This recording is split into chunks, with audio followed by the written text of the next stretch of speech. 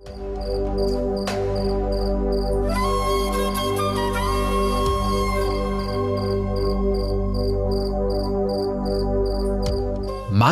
Diop is an economist who has dedicated his life to national and international public service in addition to having a diverse private sector experience. He is currently the World Bank Africa Region Vice President, a position he has held for 6 years. Prior to his career with the World Bank and IMF, he served as the Minister of Economy and Finance of Senegal. In 2017, Makhtar Diop, a recognized opinion leader in the economic and social development field, was named one of the 100 most influential Africans in the world. In March 2017, he received the prestigious Regents Lectureship Award from the University of California, Berkeley. Welcome to the Africa Leadership Dialogues as we focus on development, leadership, governance and growth on the African continent. We're delighted to have with us the African Regional Vice President of the World Bank, Makhtar Diop. It's a pleasure, as always. It's a pleasure, Julie, to be with you. Thank you so much. We've had interesting conversations over many years. But this year, it's been fascinating to watch the movement in Africa. We just had the push for the Continental Free Trade Area a few weeks ago in Kigali. There's a lot of political will, it seems, to start doing things that weren't done before, to focus a little bit more on trade and development. Do you feel that there's something happening when you look at Africa? What are you thinking? You know, Julie, we've been talking about it for all these years. If you remember, our conversation were about transformation of Africa, structural transformation. You have a report coming out of it, private sector involvement in African development. And I think all that is coming together now. All that is coming together. And if you think about even the latest initiative on African trade, we had a private sector component in it. You had a Mongol of African industry who were there to advise government on how to do it better. I just came back yesterday from Kigali, and I had the opportunity to meet with His Excellency President Kagame, who is the chairman of African Union. And all the discussion was about how we can accelerate the process of regional integration using the will, the political will that has been demonstrated recently with the signing of this agreement, and try to take concrete action which makes really that a reality. And we exchange around a couple of issues. For instance, electricity. Yeah. We have today power pools which have been built in Africa. The bank contributed to it. We have now a lot of interconnection between countries. In East Africa is happening between Ethiopia, Tanzania, Kenya. And actually, now we don't have anymore a big problem about electricity generation. Now is to distribute it. Right. So one of the things that you could do, for instance, to accelerate integration is to ensure that the market functions well. So you can import electricity from a neighboring country without worrying that you will be paid. And when you need it also to import electricity, not to worry that people will deliver that electricity. So we can talk about it later, but we have a few ideas and a few sectors where we can really accelerate that process. So it's moving and it's happening. Yeah. And I want to talk about East Africa for a moment before we go into strategic interventions for development. What's the state of play right now economically? What are you seeing in East Africa? What you see in Africa is a bit, you see more resilience than other part of Africa, particularly in the large country in East Africa. Kenya and Tanzania have been having showing more resilience than the rest of the continent, particularly oil exporter countries, which have been really hit by the slowdown in oil prices. So this is good news. It means that there is more diversification. There is a little bit less dependency on commodities, and country can have a counter-cyclical growth, which is not always linked to the commodity price cycle. So that's good news. Mm-hmm. In Kenya, in spite of a year where you had drought, you had political processes which were a bit complicated, in spite of it, you came out with a growth level which was relatively high. So that shows that there is a lot of resilience, and I think that's what I'm taking out now from East Africa, is the word is resilience. That's powerful, and that's optimistic. And hopefully we're going to move forward in a way that really transforms the opportunities now that are presented before us. And I want to tap into that now through the project that you've just actually launched in Kenya, the North and Northeastern Development Initiative, which is touching on 10 counties, largely seen as the most marginalized over the past few decades. Tell us a little bit about that, the interventions that you are making and the opportunities that those interventions will unleash. Why is it initiative and not just a sum of projects? What we learn about development is that spatial development matter. And you don't just bring one input. You don't bring electricity and forget the rest. Mm-hmm. You need to bring electricity, social services, education, water, clean water. And that's a bundle which really makes a difference in a space. And I think we learned it over time. And that's why the team here is our director, Jared too, and the team work around an initiative. And the process was particularly interesting because it was a process whereby the president, last time I was here a year ago, told me, Makhtar, we need to do something special for those areas where the human development indicator are the lowest in Kenya. We have a literacy of women which are half of the average in Kenya, 44% of women. We have access to medical services for women, maternal and prenatal, which are very low. So all this needs to be taken care of. And in the discussion with the head of state himself came with the idea of saying, I would like to see something which is more holistic than what we usually do. So we started working around a few projects which we believe are bringing things together. A road, connecting those markets to the rest of the economy. Right. So Isiolo, Mandera, a road, when I lived in Kenya 15 years ago, I used to go in that area, and it was not an easy road to ride. That's an understatement, right? It was not an easy road to ride. It was a nightmare. It was a nightmare. I would not say that, but it was not that an easy ride. And so we will be helping building 200 kilometers in that area. Second thing is water. Water is important. Let's not forget that 70% of the livestock of Kenya is coming from the northern part of Kenya. Energy, electricity. Without electricity, we know that a lot of things cannot be done. Third, have social protection services, so that we can really target the poorest in those areas and transfer to them resources which help them really face all these shocks that they are facing when there are climate change consequences. So that's what we are doing. And we're doing it also thinking about the refugees, because the refugees for the government of Kenya is not a burden. They are really seeing it also as an opportunity to develop economically a part of the country and to play the role that Kenya has always been playing in the region, which is a host country which accommodate a population which are very much in need. So I'll come back to refugees in just a moment. But so this is about an ecosystem. Not working in one space, but ensuring that you're creating an ecosystem that enables transformation to happen.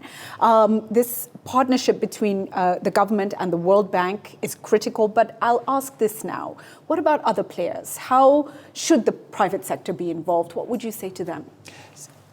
It's interesting, because when we talk about private sector, when I say livestock, people don't think private sector, but it is exactly the private sector. Okay. And it's the conversation that often I would like us to have. When we think about African indigenous private sector, the one which will be creating jobs is as family business, small businesses. So we need to create conditions for them to improve their productivity. Mm-hmm. And the investment of livestock will be purely something will be supporting the private sector. Access to electricity. We didn't have a project where the government comes and connect everybody for free. We said, in an area like that, where it's very difficult sometimes to have a connection, what is the most economical way of doing it? So we went for solar energy, and we discussed with our private sector branch, which is IFC, and they will be supporting the private sector to provide those solar panels for those in northern Kenya, so people can have access to that. Third, we are with the social protection program, what we want to do is to avoid that people lose their minimum assets that they accumulated over time. What we saw is that small families, small business accumulate some assets, and when there is a drought or a flood, they lose everything and they have to start from scratch. Right. So these social protection programs are really helping them to protect those assets and to be able to be resilient. We're doing that also by supporting the government at the macro level. We have prepared what we call Diop. In our jargon, it means what? It means that often when there is a flood like the one we are seeing now, or a drought, a government has to reorganize the budget, has to take a lot of very important measures on the budget to be able to face that emergency. So now we have this facility whereby we have defined already all the conditions, and if the macroeconomic situation is correct in the country, we can basically disburse the day after the government declare a situation of emergency and so forth. So that will help at the macro level to support the specific efforts that we are trying to put in place in the north. That's absolutely fascinating. So, I mean, the message there is when it comes to perception, shift perception, those pastoralists are actually private sector, absolutely. Those livestock owners, so very critical. On refugees, there's the thinking now around how do we empower refugee communities, give them the dignity to become part and parcel of productivity alongside host communities. How important is that? My first message is Africa can teach the rest of the world. Okay. If you look at our conditions, there are not a lot of countries in the world which have been for such a long time receiving refugees communities. Kenya have done that for more than 20 years. When you go to Diop, you have kids who are born there, who are now adults, and they themselves have children. And our countries have done it quietly. If you look at internal displaced people, in our countries, we see a lot of people being displaced. And I think Africa hasn't been given enough credit for what you have done. So my first message is Africa should really, the rest of the world should really recognize the efforts that we made. And the last big conference on refugees, African leaders have drawn the attention of the international community on this particular fact. Now, secondly, what is interesting on the refugee issue is that it's also a source of economic growth in an area, because services are to be provided, people have shops, people are buying goods and selling them, and in the refugee camp, people are developing some economic activities. I was yesterday with one of our colleagues who was working on the refugee camps, and she was very proud on showing me a bag and says, this bag, I bought it in the refugee camp, and this beautiful bag has been made there. So they are also generating something which can help creating more income.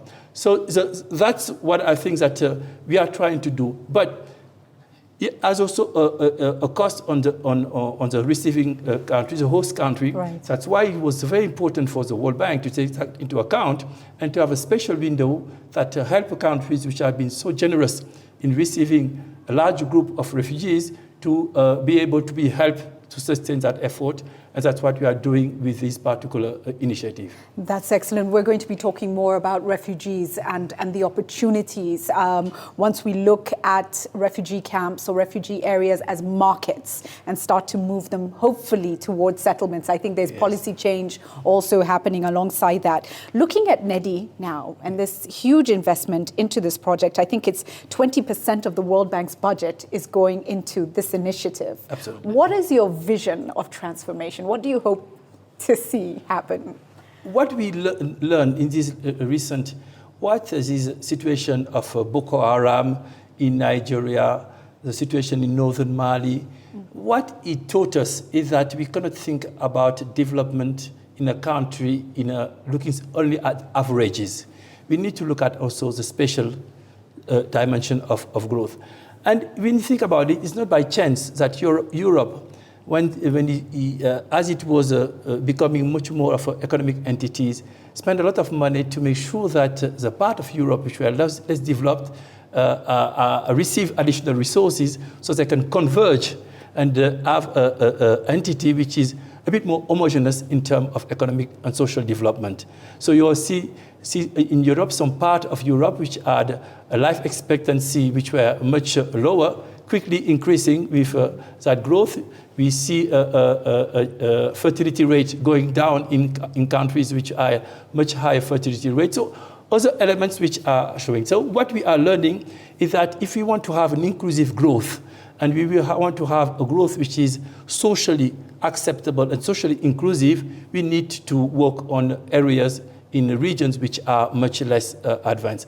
And the experience that we're having now in NEDI, that's what we would like also to transfer in other countries which are facing a little bit this divide of dry regions, less endowed with natural resources, and ensure that they converge in terms of growth, in terms of human indicator with the rest of the country. On the structural transformation of the continent, it's interesting to think about what we can do in terms of leapfrogging. Today, artificial intelligence is not anymore something that is discussed in a lab by specialists. It's becoming part of the production in a lot of European countries. So it's important that we start thinking about using everything that is coming now in terms of technological change to be able to accelerate the transformation of our economies and to be much less dependent or solely dependent on commodities. So that's why the World Bank and the president of the World Bank have launched a very important project, which is called the Human Capital Project, and which will be, in a sense, ranking countries in terms of human capital development, and not to shame anybody, just to say we have to work to be done, and for countries will be a little bit lagging, we are preparing packages because this real transformation of the economy will occur only if we invest heavily in human capital, science, and technology. That's fantastic. It brings me to my next question. Across Africa, but also largely in these areas where NEDI is going to be operating, these 10 counties, women have very few opportunities. It's a difficult environment. Also, young people, face unique challenges. What are your thoughts on how all the players can ensure that women and young people are able to leverage the benefits of the transformation that's been brought in? Is there something that keeps me awake at night? This is exactly these two issues that you mentioned, because it touches at many components. One is all the economic incentives that we can put in place to empower people to increase their income, but also it touches on social norms. And social norms take a bit more time to change. They change sometimes fast, but sometimes they can take time to change. And I think we need to work on both. What we're learning more and more in development is that those development specialists or professionals like us were focusing more on the economic side, the income side, generation side, maybe didn't spend enough time of understanding what was the social norms and how there is an interaction between the social norms and the income generation and the empowerment of those groups. So this is something that we're doing more and more. So that's why when you see us talking about sports, it's because we like sports, but also it's because it's a medium of bringing the youth around the theme and having conversation about other things. Right. What has been missing first is that we don't listen to the youth. We talk to the youth. It's very... we talk at the youth. At the youth, sorry, for my English. No. But the difference, yes. And it's not, we're not listening to them. Yeah. And it's interesting, how many times you see a big conference about the youth, and you see only people of my age talking about it. Right. And you ask, where are the youth? So I think that's what you did. You've been doing a great job, Julie, with Jaria too, with the bloggers, with all these kids' ideas to give them a voice. But we need to structure it even more, to give them more voice. One of the things that I'm trying to discuss with the leaders is in these regional meetings of leaders, the RECs, the regional economic community meetings, can we bring the private sector, some young people, and say, what are your problems? What can we do together to address it? So that part will be very, very, very important.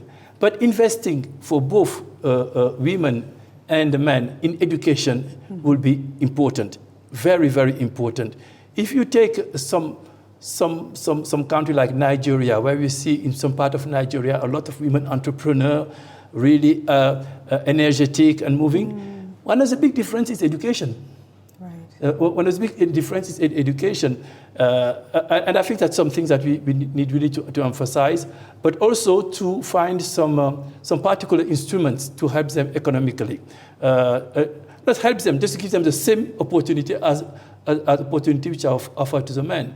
Opportunity of land ownership, opportunity to access to credit, opportunity to be able to access the formal labor market and not to be confined to domestic work. So there is something to be done in that area. And that opportunity is simply equity. It's simply equality. That's so. Thank you for that, and you're so passionate about it. That is appreciated. The reference Makhtar Diop made was to Blog for Development. The details are on the screen right now. If you want to learn more about that, go and have a look online.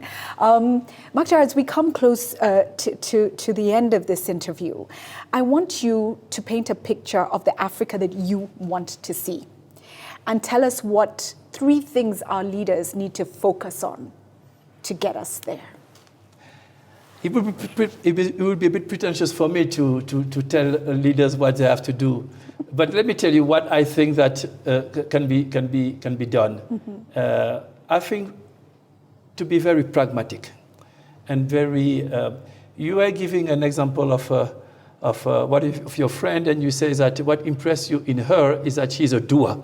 She makes things happen. Right. And that's things that we need to have collectively, to be able to have targets, to meet those targets, and to deliver and to be accountable to our population. Right. I think that's very, very, very important. If you are not able to do that, we will not be able to. Secondly, to... So act. Act, just to do it, like they say in one ad. Let's do it, yes. and reduce the talk. Okay. Mm-hmm. Second, understanding also that things sometimes take time, and not to change the course. To have and I think if you look at a country like China, this is one of the characteristics in China. Mm-hmm. There is a very clear vision and a focus on reaching those goals. And I think that sometimes in Africa we are making one step forward, 2 steps backward, and things. And I think that is our responsibility. So there is for us to take responsibility of our future. And this is not the outside world will do it for us. We have to do it. Mm-hmm. If we collectively think that it's important to do something, we can do it. But to be able to do that, we need to be accountable, particularly at the leadership level. Right. You cannot ask people to make sacrifices. You cannot ask people to be focused on the long run if they don't see the same happening from the leadership. So that collective approach, that social contract that needs to be built on a trust. And it's a little bit what our parents have done for independence. They have a goal, they have a sense of purpose, and they were mobilized around that, and they reached that goal, which was not an easy goal, which was independence. So that's something similar that we need to have in our country. The third thing is to understand that the world is moving fast. The world is moving fast. So complaining about what was right, what was not right.